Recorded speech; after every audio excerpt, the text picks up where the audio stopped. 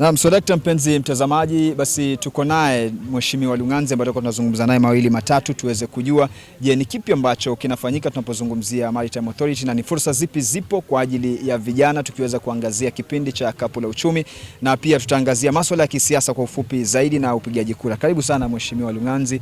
Tungependa kwanza kabisa uanze kwa kutueleza tu ni fursa zipi zipo kwa ajili ya vijana tunapozungumzia Kenya Maritime Authority.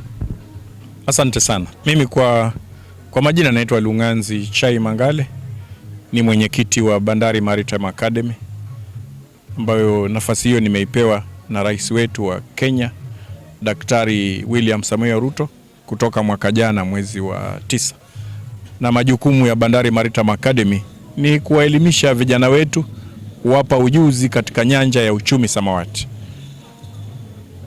wenye kupeleka meli, mafundi wa meli, wenye kuhudumu kwenye meli, ama ujuzi wa kufanya kazi zile sehemu za baharini kama vile vilindi vile. Hayo ndio majukumu ya Bandari Maritime Academy.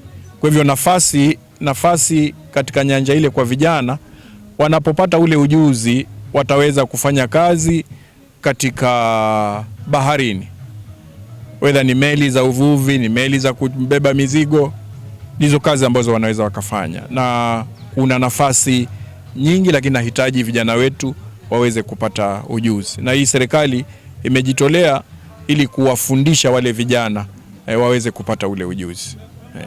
Pengine tu tukiweza kubadilisha mawimbi ya mazungumzo tuingie katika siasa, tungependa tu uweze kutueleza wewe ulikuwa mwaniaji wa ugavana na kwa bahati nzuri ama tuseme mbaya ama ilitokea na pengine nafasi hiyo kuipata, lakini fursa nyingine tena ukitoa hotuba yako pale tumeweza kusikia kuwa bado ile ari ipo na kuna semi kule chini kwa chini watu wanasema kuwa Mheshimiwa Lunganzi kapatiwa kile kiti ili kumpoza mwaka 2027 asiwe katika kiti. Pengine kauli yako ni ipi na ni kipi ambacho utakuja nacho waambie wananchi ili waweze kuchagua?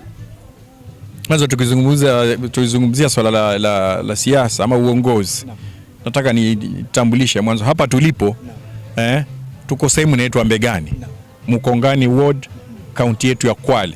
Na hapa niko hapa kwa mwaliko wa ndugu yangu William Ndeti, ambaye alisimamia kiti cha useneta wa jimbo letu la Kwale 2022.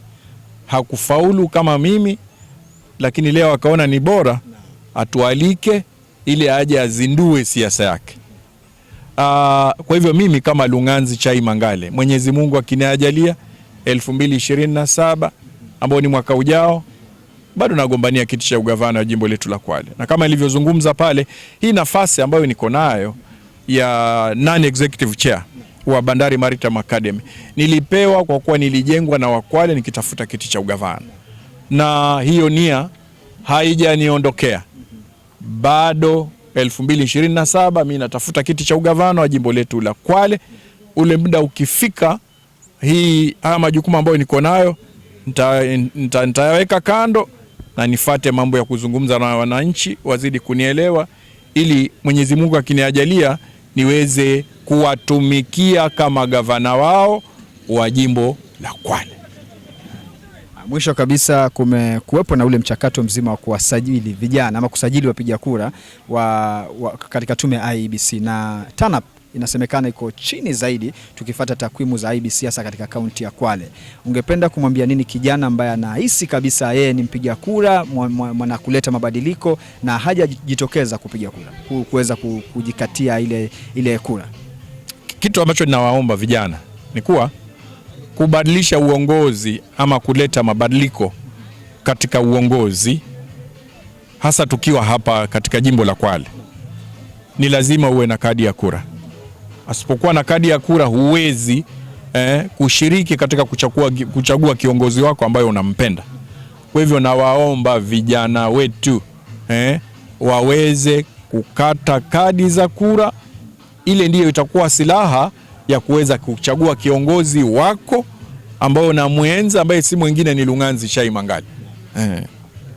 Asante sana kwa kusemezana nasi kiongozi. Basi huyo ni Mheshimiwa Lunganzi ambaye tumeweza kusemezana naye. Pengine tutakutafuta tuketi nawe katika kipindi cha Political Checkpoint kwa sababu tuna maswali mengi sana ambayo tunapaswa kuuliza. Hamna shida. Shukran sana. Karibu sana. Shukran sana mpenzi mtazamaji, tukutane sana wakati mwingine Jalali atakapo tuajalia.